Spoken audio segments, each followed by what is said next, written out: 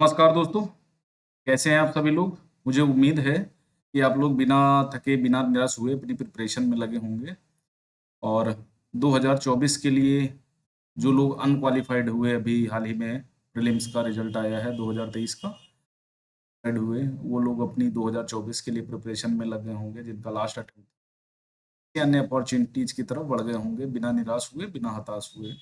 और ये एक एग्ज़ाम है और इसको ज़िंदगी या मौत का आपको नहीं बनाना है, ठीक है?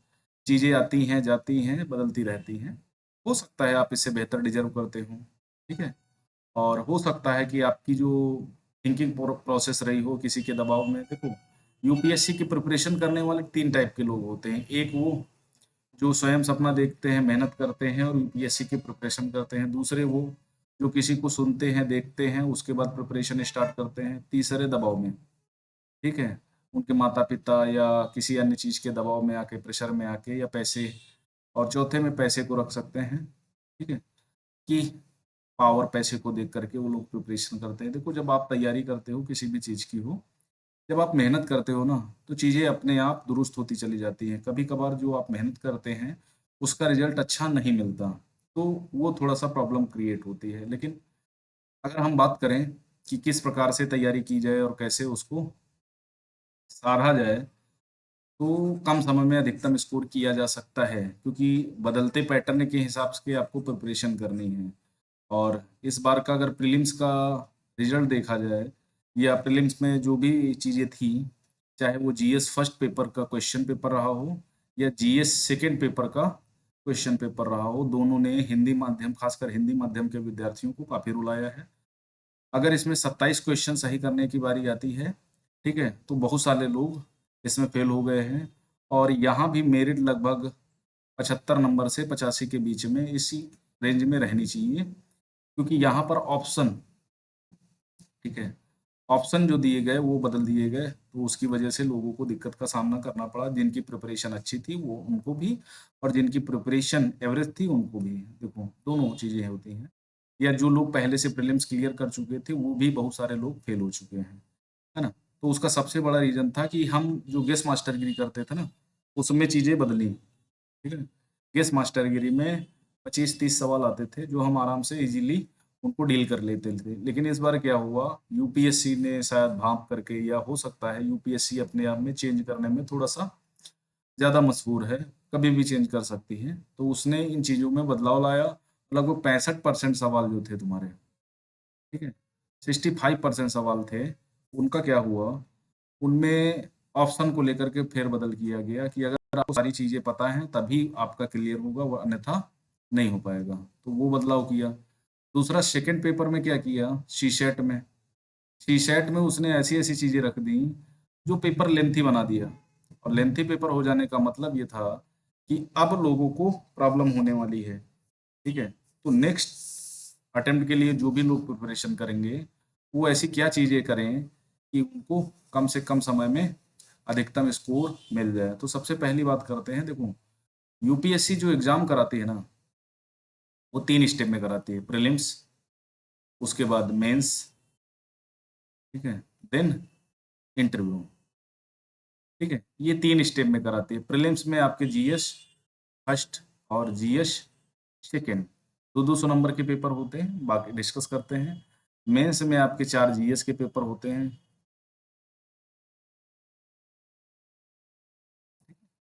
4 जीएस के पेपर होते हैं, ऑप्शनल के 2 पेपर होते हैं, फर्स्ट एंड सेकंड करके। हो सकता है फ़ोटो की वजह से नहीं दिख रहा हो, लेकिन आवाज़ सुनाई दे रही है। ऑप्शनल फर्स्ट एंड सेकंड, एक एसे पेपर होता है, ठीक है?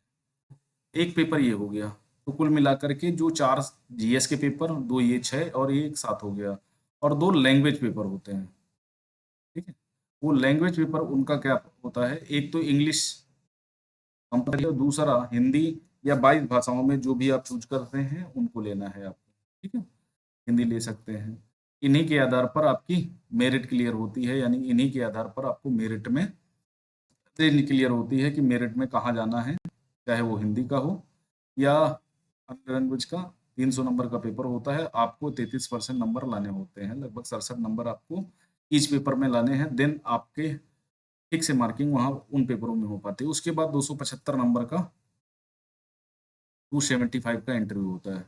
तो ओवरऑल अगर बात करें तो अगर मेंस की बात करें तो लगभग 1750 का आपका मेंस होता है। ठीक है, मेंस में लगभग अगर हम परसेंटेज के हिसाब से जाएं, ठीक है, तो क्या कह सकते हैं, ऑप्शनल का बर्डन जो होता है वो लगभग 28% होता है और ऑप्शनल एक मेजर रोल अदा करता है।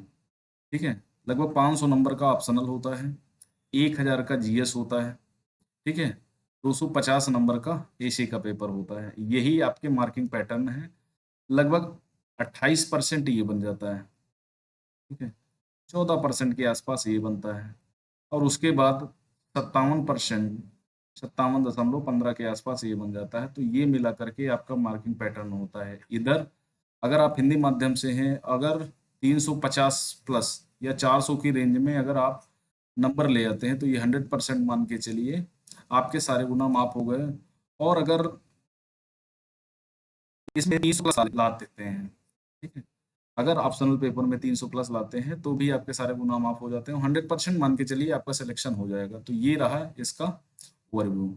अब बात करते हैं कि नहीं प्रीलिम्स में क्या कैसे तैयारी करनी है, किन सोर्सेज को लेना है और किस हिसाब से। देखो, सबसे पहले कोई भी प्रिपरेशन करने से पहले आपको लास्ट 2 3 ईयर 4 ईयर 5 ईयर के क्वेश्चन पेपर को देखना चाहिए, क्योंकि क्वेश्चन पेपर देखने से आपको एक आइडिया मिल जाता है कि यूपीएससी कहाँ पे और कैसे क्वेश्चन पूछती है और किस हिसाब से वो लोगों को भ्रमित करती है या प्रिपरेशन करने वालों को थोड़ा स्ट्रेंज बनाती है। तो सबसे पहले जीएस फर्स्ट पेपर की बात करें तो जीएस फर्स्ट पेपर में मोटे तौर पर हिस्ट्री,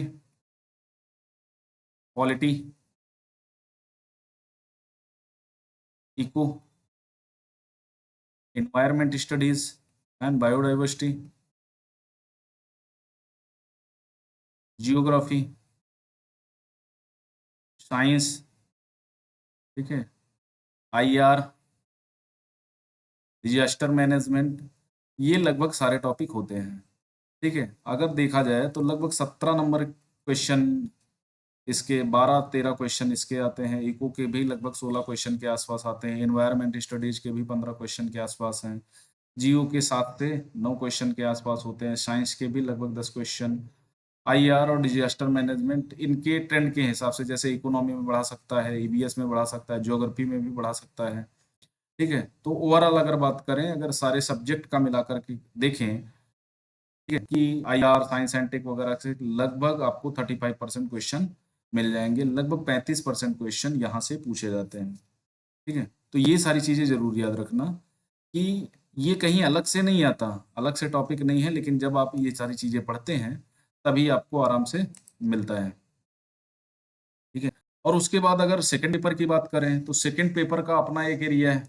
सेकंड पेपर में आपको, एक सेकंड, सेकंड पेपर में आपको जैसे सीशेट बोलते हैं, सिविल सर्विस एप्टीट्यूड टेस्ट। इसमें 3 चीजें होती हैं, रीजनिंग, मैथ और रीडिंग कॉम्प्रिहेंशन।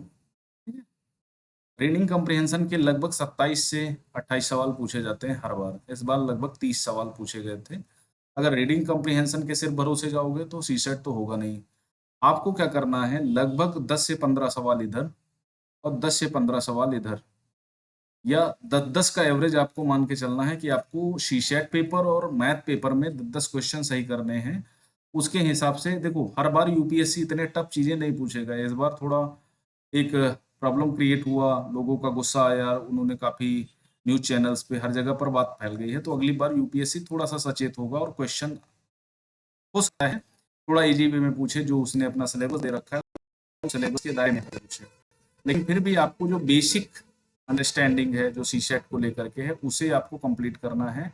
जो बेसिक एरिया है आपका, जैसे परसेंटेज है, एलसीएम एचसीएफ है, सारणी है, ठीक है, तो ये सारी चैप्टर्स आपको क्लियर करने हैं और थोड़ा सा प्रैक्टिस करनी है, क्योंकि बिना सीसेट बिना प्रैक्टिस के तो कभी नहीं होगा, नेवर। यहाँ पर आपको प्रैक्टिस जरूर करनी है, तभी आपके 27 से 35 क्वेश्चन सही होने की संभावना बढ़ेगी। वरना आप बार बार फेल होते रहोगे, बार बार प्री दोगे, अगर सीसेट नहीं निकलेगा कोई मतलब नहीं आप जीएस से कितना अच्छा पढ़ते थे या कहाँ किन सोर्सेज का उपयोग किया या मेंस कितना अच्छा लिख सकते थे।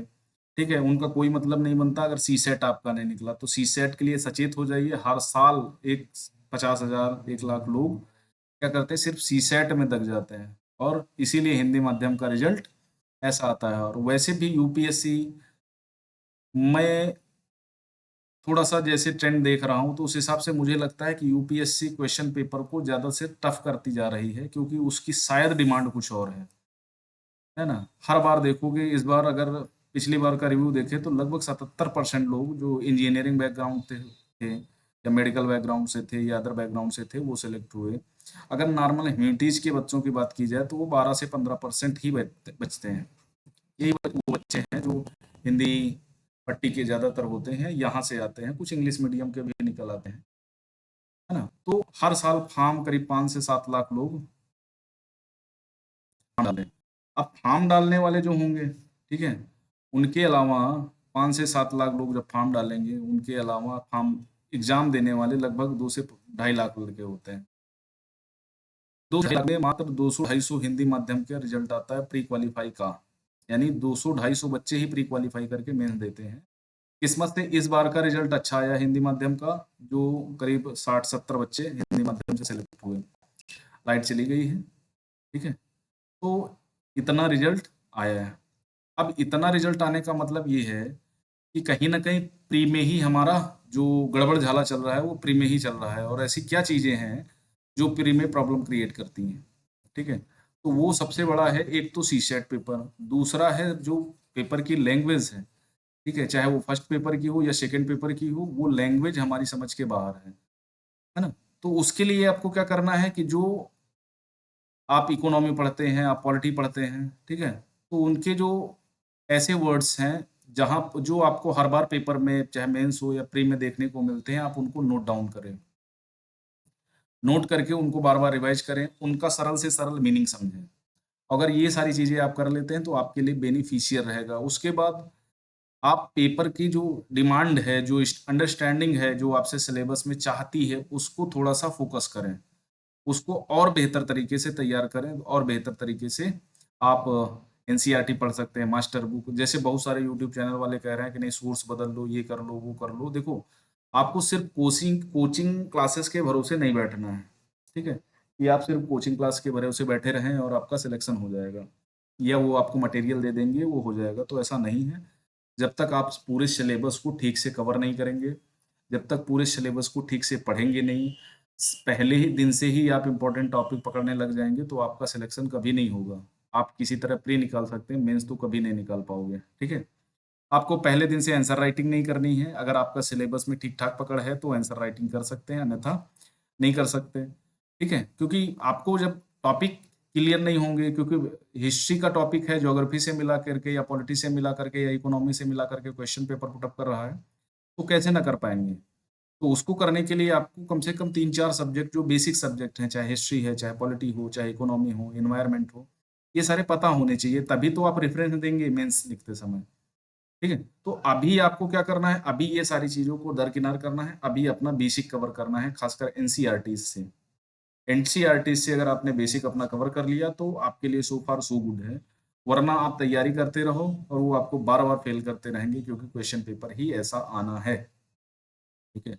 और इसमें इस बार जो फेल हुए तो उसको मैं मान सकता हूँ कि नहीं, इसमें उनकी गलती नहीं है, यूपीएससी वालों की गलती है। लेकिन इस बार जो चेंज हुआ है, अगर उसको देख करके, ठीक है, आने वाले यानी 2024 में जो प्री बैठेंगे 25 मई को, 25 या 26, जिस दिन भी संडे हो, जिस दिन भी ये लोग बैठेंगे उस दिन ये अपनी हालत के जिम्मेदार स्वयं होंगे। क्योंकि अभी आपके पास 350 के आसपास दिन हैं, और इसमें आपको जीएस फर्स्ट पेपर, ठीक है, और मेंस के लिए GS 4 paper, AC paper, optional paper, ये बहुत अच्छे तरीके से प्रिपेयर करना है। क्योंकि हिंदी माध्यम से अगर प्रॉपर आईएएस या प्रॉपर आईपीएस बनना है, तो ये 4 पेपर में आपके बहुत अच्छे, यानी फर्स्ट पेपर में आपके लगभग 100 नंबर होने चाहिए, सेकंड पेपर में आपके 110 नंबर के आस, फोर्थ पेपर में आपको 110 नंबर के आस पास होने चाहिए, ऐसे में 120 प्लस होने चाहिए, ऑप्शनल में 300 प्लस होने चाहिए, ठीक है। तो इंटरव्यू में अगर 140 नंबर भी देता है तो भी आप आराम से,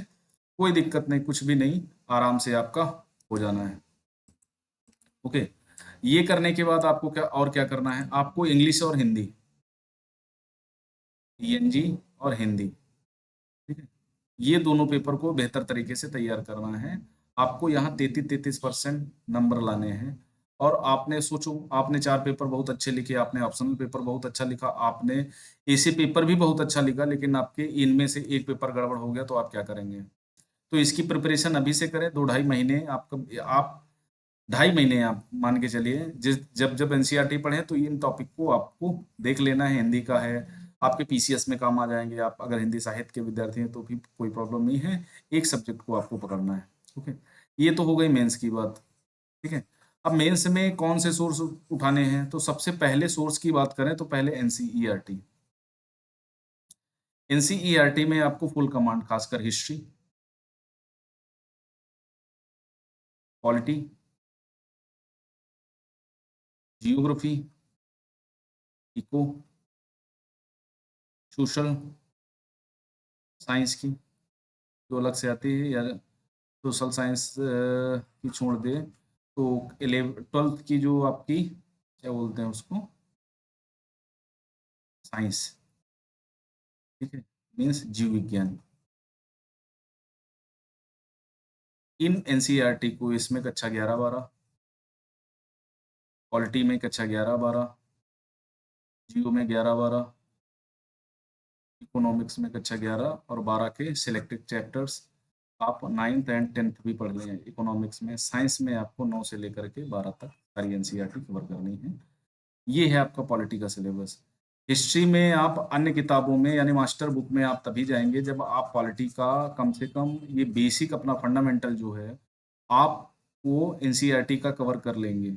आपको किसी सोर्स के बारे में नहीं इधर उधर नहीं भागना है, यूपीएससी किन क्वेश्चन बुक से किताब से क्वेश्चन पूछ रही है। कुछ क्वेश्चन तो ऐसे अतरंगी टाइप के मिलेंगे ही मिलेंगे, लेकिन आपको ज़्यादातर क्वेश्चन इन्हीं के रेफरेंस से मिल जाएंगे। उसके बाद मास्टर बुक,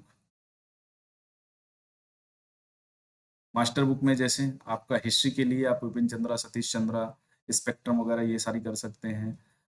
और हमारा संविधान, कॉन्स्टिट्यूशन वगैरह के लिए, पॉलिटी वगैरह के लिए जनरली आप लक्ष्मीकांत को प्रेफर करिए, बहुत अच्छी बुक है। हिंदी माध्यम में अभी तक बहुत अच्छा उससे पूछा जा रहा है। उसके अलावा आप क्या बोलते हैं, इकोनॉमिक्स के लिए आप मृणाल सर को फॉलो कर सकते हैं। मैं भी कुछ क्लासेस डालूंगा, आप एनसीईआरटी को बेहतर तरीके से, कोचिंग के नोट्स हैं, इंडिया ईयर बुक के कुछ सिलेक्टेड चैप्टर्स हैं उनको कर सकते हैं। उसके अलावा आप मैगजीन जो आपकी आती है, ठीक है, आपको एक मैगजीन पर डे पढ़नी है। उसके बाद न्यूज़पेपर, ठीक है, न्यूज़पेपर को आपको देखना है, तो ये दोनों चीज़ें यहाँ से मिल जाएंगी। पॉलिटी का जो करंट रिलेटेड चीज़ें हैं वो यहाँ से मिल जाएंगी। इन्वायरमेंट, अभी जैसे गुजरात में तूफान आ रहा है तो ये सारे घटनाक्रम, रसिया यूक्रेन, तो बड़ा बड़ा क्वेश्चन आया था। इस बार आपको क्या करना है, जैसे मान लिया रसिया यूक्रेन में इस बार पूछा था कि कौन से उसकी देशों से सीमा लगती है, अगली बार आप तो तैयार करेंगे ना तो वो देख लेना कौन से देशों से सीमा नहीं लगती है। वो लगने वालों से अगर ज़्यादा कैटेगरी में होंगे तो आपके लिए प्रॉब्लम क्रिएट नहीं होगी। तो चीज़ों को सिंपल वे में तैयार करें। और अगली बात ये है कि जब भी आप किसी भी चीज़ की प्रिपरेशन करते हैं, लाइट आ चुकी है, जब भी आप किसी भी चीज़ की प्रिपरेशन करते हैं तो सबसे पहले आपको प्री और मेंस में जो भी क्वेश्चन पेपर पूछे गए हैं उनको उठाना है, ठीक है। आप अपना बेसिक तैयार करने के अलावा जो भी मेंस, प्री में जो भी क्वेश्चन है 2-3 साल के उनको उठाइए। अभी आपके पास टाइम है जुलाई तक का, और इस 1-1.5 महीने में आप उन पेपर पे अपनी ठीक-ठाक पकड़ बनाइए और ये समझिए कि नहीं क्वेश्चन पेपर में पूछना यूपीएससी क्या चाहता है, हमसे क्या डिमांड कर रहा है। ये सारी चीज़ें कर लेंगे, अगर एग्ज़ाम की नब्ज़ को पकड़ लेंगे तो आराम से हो जाएगा। वरना आप टॉपर कुछ बताएगा, कुछ लोग कुछ और बताएँगे। आपको सबसे अच्छी स्ट्रेटजी अगर कोई बता सकता है तो जो जिसने फ़ेल किया है, ठीक है? जिन सेगमेंट पे उसकी प्रॉब्लम हुई है, उन सेगमेंट पे वो आपको आराम से बता सकता है, तो वो सारी चीज़ें उनसे समझें, अपनी स्ट्रेटजी बनाएँ। कोचिंग अगर नहीं कर पा रहे हैं, पैसा नहीं है, तो कोचिंग करने की आवश्यकता है भी नहीं, ठीक है? और प्रिपरेशन करते रहें, क्योंकि इस बार बहुत सारी कोचिंग्स हैं, दसियों हज़ार कोचिंग है, रिज़ल्ट वही ढाक के 3 पात वाला रहा है, ठीक है? तो अपने हिसाब से प्रिपरेशन करते हैं, जहाँ पर जो भी दिक्कत आती है, वो मैं देख सकता हूँ। तो यूपीएससी 2000 2024 के लिए आगाज़ करिए आज से। और आगाज़ करने के अलावा प्रिपरेशन को धार दें, चाहे वो प्री का हो, मेंस का हो, इंटरव्यू का हो, अपनी पर्सनैलिटी पर ध्यान दें, है ना? और अच्छी चीज़ें पढ़ें, रेस्ट करें, घूमें-फिरें, ये भी सारी चीज़ें जीवन के लिए इम्पोर्टेंट हैं क्योंकि एक ही लाइफ़ मिलती है। आप पढ़ाई भी उसी में करनी है और आपको नौकरी भी उसी में करनी है और एंटरटेनमेंट भी उसी में करना है, रिश्ते भी उसी चीज़ों में देखना है, तो वो सारी चीज़ें करते रहें, ठीक है? बहुत ज़्यादा स्तर पर ना जा कर के लेकिन हाँ, हो सकता है चीज़ें कभी बदल जाती हैं, हो सकता है आपका यूपीएससी में सिलेक्शन ना हो। तो अन्य चीज़ों के लिए भी तक प्रिपेयर रहना चाहिए। आपको कम से कम ग्रेजुएशन कर रहे हैं या कोई डिग्री कोर्स कर रहे हैं तो उसको ठीक से कंप्लीट करिए। और अगर आपका इस बार भी प्री नहीं निकला है और नेक्स्ट ईयर के लिए आप प्रिपरेशन करते रहें तो थोड़ा-सा और फ़ोकस बढ़ाएँ, ठीक है? आप एग्ज़ाम की जो नब्ज़ है उसको पकड़ें, कहाँ पर आपने मिस किया, कौन-सी चीज़ें थी आपकी जो पकड़